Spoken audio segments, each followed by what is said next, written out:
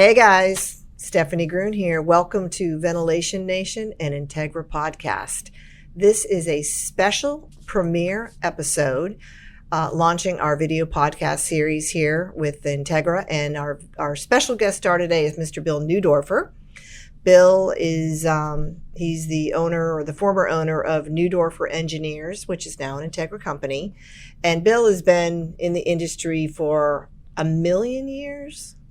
Well, not quite a million years, but a little bit more than 50 years. So, yes, I've been here around a long time. Yeah, he's been around here a long time. So I've been with the company just a handful of months, and Bill's been my primary mentor and taught me a little bit about some of the basics of the testing, adjusting, and balancing industry. So this episode is going to cover the history of testing, adjusting, and balancing, which we call TAB, and a little bit about where the industry is going, and maybe I'll ask Bill some questions about kind of how we got started and some of those fun things.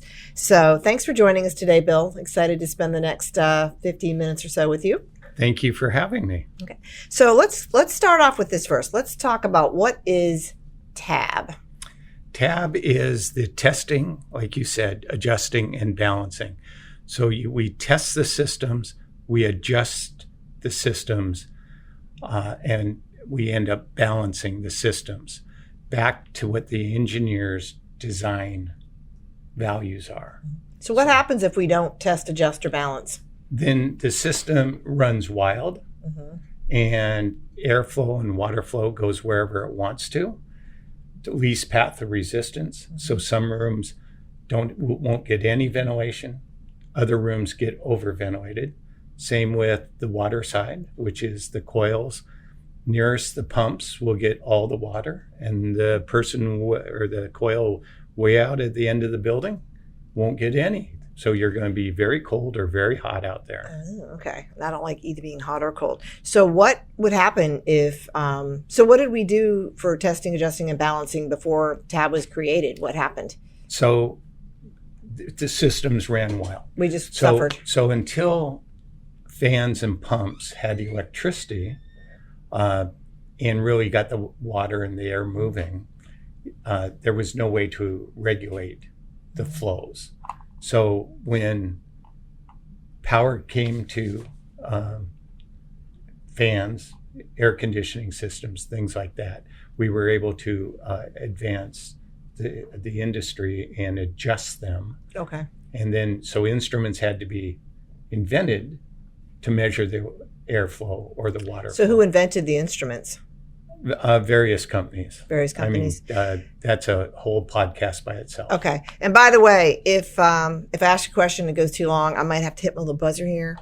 And that just means we need to wrap up the answer. So I'll try not to do that to you, Bill, but I feel like I'm going to want to. Yeah, you're going to want to. I'm going to want to.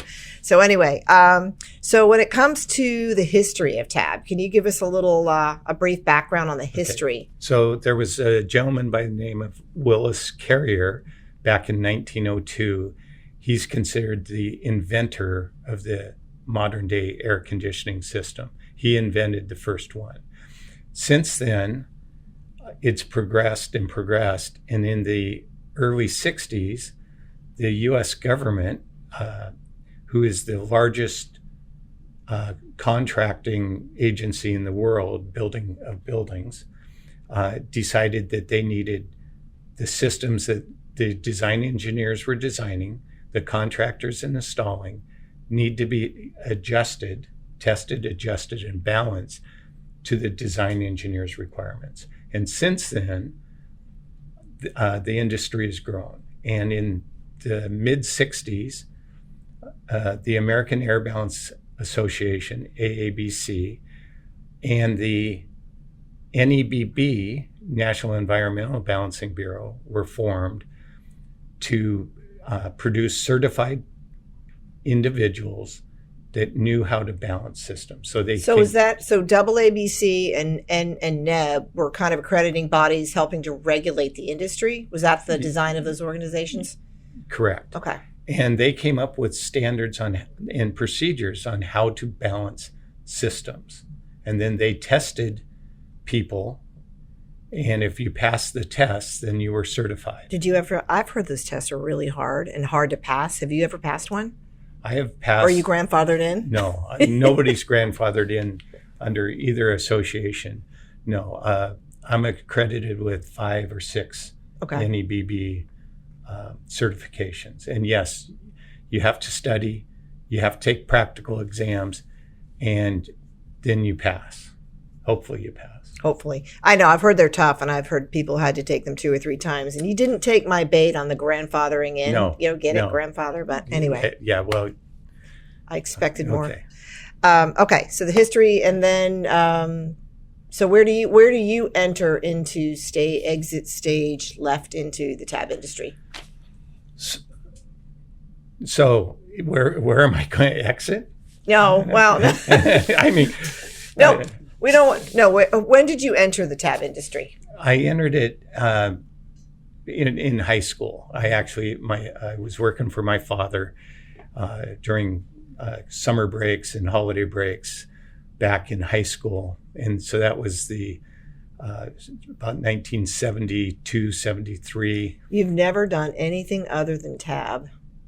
Well, I mowed lawns and I had a paper route. Okay. Does that count? 100% counts. So yes. All right. But yes, most of my career has been in the test tab industry. So yes. So you started in high school. Yep. And then what happened? In college, same thing during breaks. And then in 1980, when I got out of college, I went full-time here. Mm-hmm. And in 1986, when my father passed away, I took over the business. So I've been doing this my whole life, essentially. So now you have this Neudorfer engineer empire, which is, again, now an Integra company. You've got a lot of your family here. You've got, 3 children and your brother. How does it feel to leave that kind of legacy behind? So it feels good that all of them are carrying on my dad's traditions of how we do business. And it is truly a family run business. We have several other employees, family working for us. We have a lot of nepotism, and it's a very good feeling to pass that type of legacy on. We now have 3 generations of Neudorfers here, and hopefully someday there will be a 4th generation. Yeah. I think I can attest to that too. I've been here just a handful of months, but I've spent a lot of time with Bill and his family, and it's been such a lovely place to be in, a lovely environment, and I've really enjoyed getting to know everybody in the team, and you've done a great job and built a wonderful legacy. So I feel honored to be a part of it. So thank you for that. I truly mean that. So I guess I already know the answer to this, but tell me, who would be your mentor in your career? Well, I had 2 of them, really. One was my dad, and then one was a gentleman by the name of Ken Larson, who was my dad's 3rd employee. And Ken had the patience to teach me. And, when I was in my 20s, I thought I knew everything, and he was able to correct me. I still think he thinks he knows everything. Okay. So thank you for that. Sorry, I threw you off. You threw me off. Mentor. There. Yeah, mentor. Your father, Ken. Yeah, and then there's been business associates that were my dad's friends, and engineering associates that were my dad's friends that mentored me after he passed away on business things like estimating, accounting, taxes, how to run a business. And I'm very grateful to all of the people that have mentored me over the years. And I hope I'm passing that on to the people following me. I have a whole notebook full of notes. Some of it I have no idea what it means still, but I know I've got a lot of resources here to help me through that as I move into my career here with Integra Testing Services. I need to ask you, what is one of the most memorable moments of your career? Well, keep it clean. Okay. Back in the 90s, it was a Boeing project, and we'd been testing this one clean room every 6 months for several years. And both the supply fan for this and the exhaust fan for this room were always interlocked. And I went and one day to test it again, and I turned off the supply fan, and I did not realize that the exhaust fan had been decoupled. And I pulled in a wall. The suction from the exhaust fan was so strong, it peeled the sheetrock and the wall down. And so I learned some valuable lessons there. And I got the great opportunity to pay for the repair of that wall. So, oh my God. Did you feel totally embarrassed? Embarrassed. And I felt like a rookie. But you weren't a rookie? I was not a rookie. I was in the industry full time for 10 to 15 years. Okay. Well. No, it was not. It was a very rookie mistake by somebody that should not have made that mistake. That could be one of the most embarrassing moments of your career. Thank you for sharing that. And I remember that to this day. All right. So I want to kind of end up this. Before we end this podcast, I want to hear a little bit about where do you think this industry is going? The industry is actually expanding, and it's becoming more and more technical. Operating rooms, clean rooms are exploding with opportunities, and you have to be more precise. The instrumentation is getting better and better and better every year. And the technical level that everybody needs, including myself, they have to know the control systems a lot better, and they have to keep up on design. New designs and new technologies are constantly coming out. And so it's becoming an industry where you actually have to know both engineering and technology at the same time, plus the actual how do we actually do the tab work for those new systems. I know one of the things that I was at the NEB conference with Bill a couple of weeks ago, and there was a woman on one of the panels. I forget the name of her company. Her name was Tiffany with, what was the name of her company? VGN. Yeah. So, and they focus on clean room certifications, and she made a comment that she was in surgery sometime recently, was in a hospital getting ready for surgery, and she was so terrified that the air that she was breathing wasn't clean that she didn't want to be in surgery, and they had put her to sleep really fast just to get her to stop talking about it.